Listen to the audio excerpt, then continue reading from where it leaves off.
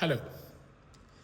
ഇപ്പോൾ പലർക്കുള്ളൊരു സംശയമാണ് ഗട്ട് ഹെൽത്തും ഡാൻഡ്രഫും തമ്മിൽ എന്തെങ്കിലുമൊക്കെ ബന്ധമുണ്ടോ, ഈ ഗട്ട് ഹെൽത്ത് മോശമായതുകൊണ്ടാണോ ഡാൻഡ്രഫ് വരുന്നതെന്ന്.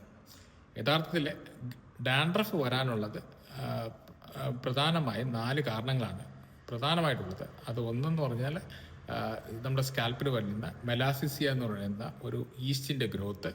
രണ്ടാമത് തലയിലുള്ള കൂടുതലായിട്ട് കാണുന്ന സെബേഷ്യസ് ആക്ടിവിറ്റി എന്ന് പറഞ്ഞാൽ എണ്ണമയ. മൂന്നാമത്തേതെന്ന് പറഞ്ഞു കഴിഞ്ഞാൽ നമ്മൾ സ്കാൽപ്പിലെ ഇൻഫ്ലമേറ്ററി കണ്ടീഷൻസ്. പിന്നെ അതുപോലെയാണ് ഇമ്പോർട്ടൻ്റ് ആണ് സ്കാൽപ്പിൻ്റെ ഡിസ്ഫങ്ഷൻ എന്ന് പറയുന്നത്.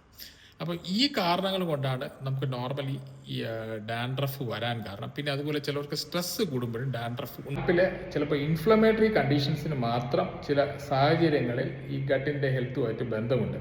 അല്ലാതെ ഈ ഗട്ട് ഹെൽത്തും ഈ ഡാൻഡ്രഫും തമ്മിൽ ഒരു ഡയറക്റ്റ് ആയിട്ടുള്ള ഒരു റിലേഷൻഷിപ്പും ഇല്ല. നമുക്കിപ്പോൾ ഒരു ഡാൻഡ്രഫ് വളരെയധികം കൂടുതലായിട്ടുണ്ടെങ്കിൽ അതിനൊരു പ്രോപ്പറായിട്ടുള്ള ഒരു ചികിത്സയാണ് വേണ്ടത്. ഡാൻഡ്രഫിന് എപ്പോൾ ചികിത്സ ആവശ്യമുണ്ടെന്ന് പറഞ്ഞു കഴിഞ്ഞാൽ, ഈ ഡാൻഡ്രഫ് പെർസിസ്റ്റൻ്റായിട്ട് നിൽക്കുക എന്ന് പറഞ്ഞാൽ വിട്ടുമാറാതെ നിൽക്കുകയും നമ്മൾ ഷാംപൂസൊക്കെ പ്രോപ്പറായിട്ട് യൂസ് ചെയ്തിട്ട് ഇത് മാറാതിരിക്കുക, അതുപോലെ തലയിൽ ചൊറിച്ചിലുണ്ടാവുക, റെഡ്നെസ് ഉണ്ടാവുക, അതുപോലെ തലയിൽ വേദന തോന്നുക, ചെറിയ ചെറിയ കുരുക്കൾ വരിക, അതുപോലെ ഒത്തിരി മുടി ഒഴിയുക, മുടി വട്ടത്തിന് പോവുക, അങ്ങനെയൊക്കെ ഡാൻഡ്രഫ് കാരണം ഉണ്ടെങ്കിൽ ഉടനടി ഒരു ഡോക്ടറെ കണ്ട് ഒരു ചികിത്സ നേടേണ്ടത് വളരെ അത്യാവശ്യമാണ്.